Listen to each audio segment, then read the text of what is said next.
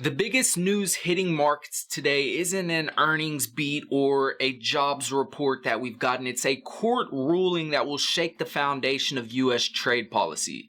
So late today, the Federal Appeals Court struck down Trump's tariffs, calling them an overreach of presidential power. The court ruled by a 7-4 margin that Trump went too far using the emergency powers to rewrite U.S. trade policy under the International Emergency Economic Powers Act, or the IEEPA.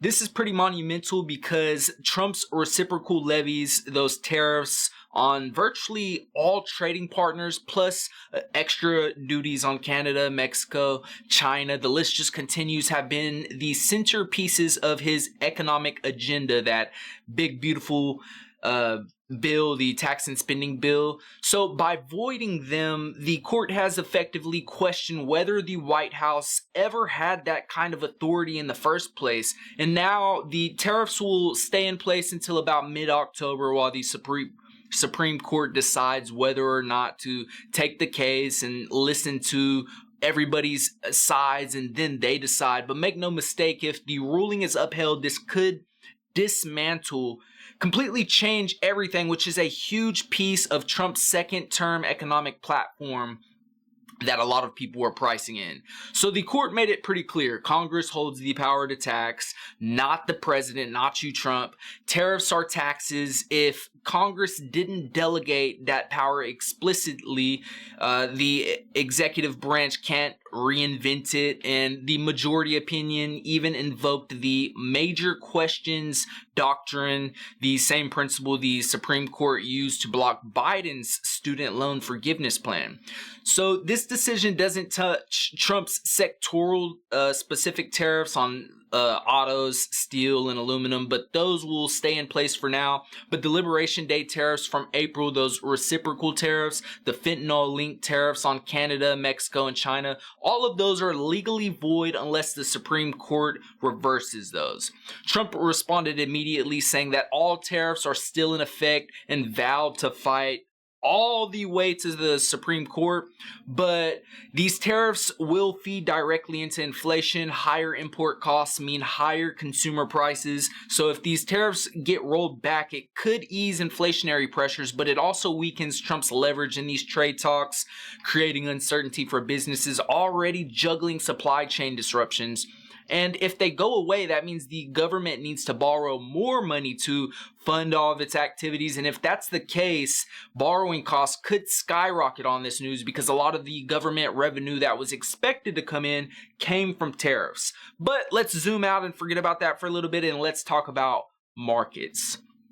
So the stock market closed out August on a sour note, with the Dow Jones down 0.3% this week. The S&P 500 fell 0.1%, the Nasdaq slipping 0.1%, but still all three indexes posted gains of 1.5 to 3% in August and remain near record highs. The S&P 500 notched its 20th record close of the year, and the the Nasdaq is riding a 5-month winning streak. But we got to catch. We're heading into September, which is my birthday, everybody. So wish me happy birthday. You could show love by subscribing, liking, commenting, getting that engagement going. But historically, September is one of the worst months for stocks.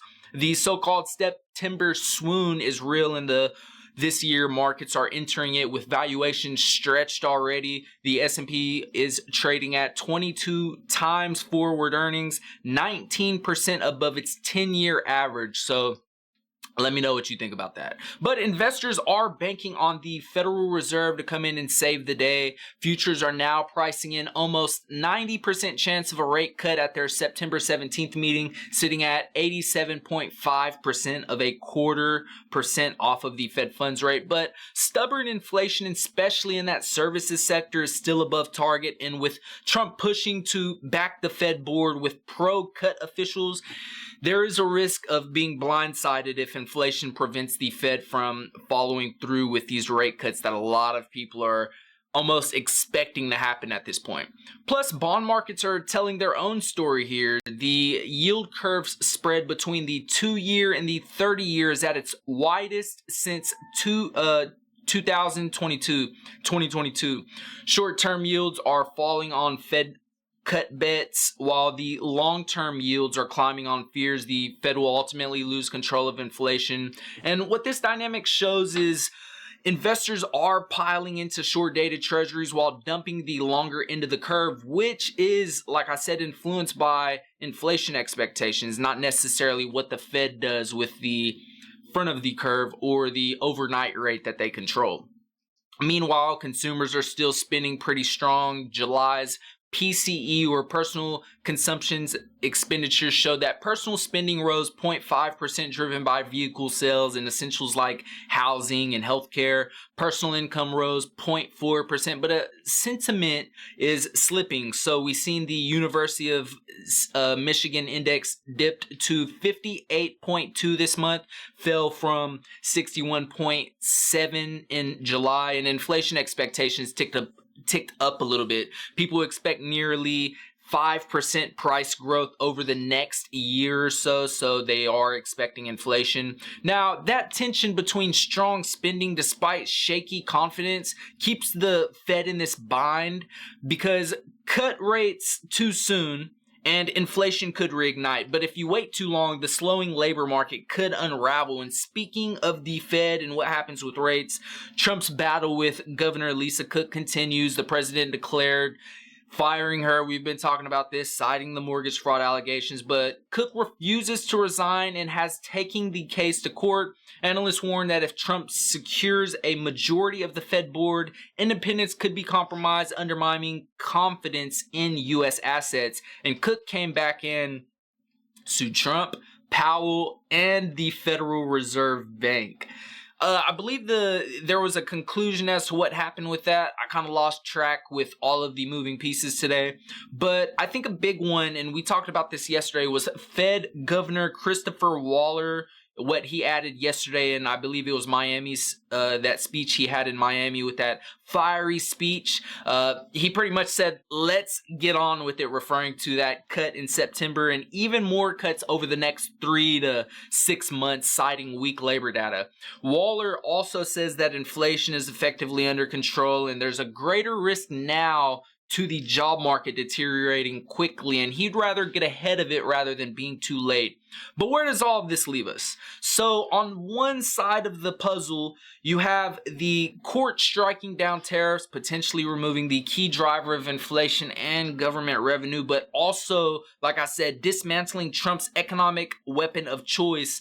And then on the other side of the story, markets are clinging to the hope of rate cuts, even as the bond market is flashing warning signs and consumer sentiment is kind of faltering a little bit.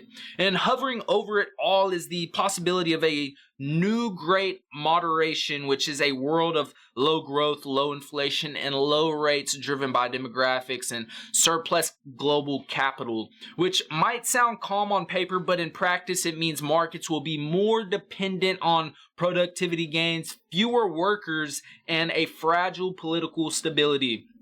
AI might save the day.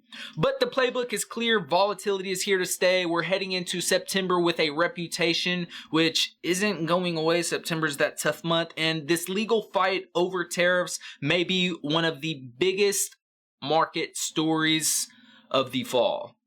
So we'll keep on covering what's going on, everybody. I hope your weekend is awesome. Enjoy the Labor Day, and I will be back on Tuesday, most likely. I'm about to go play basketball. Wish me luck, and I'll go get a buck for you. See you soon.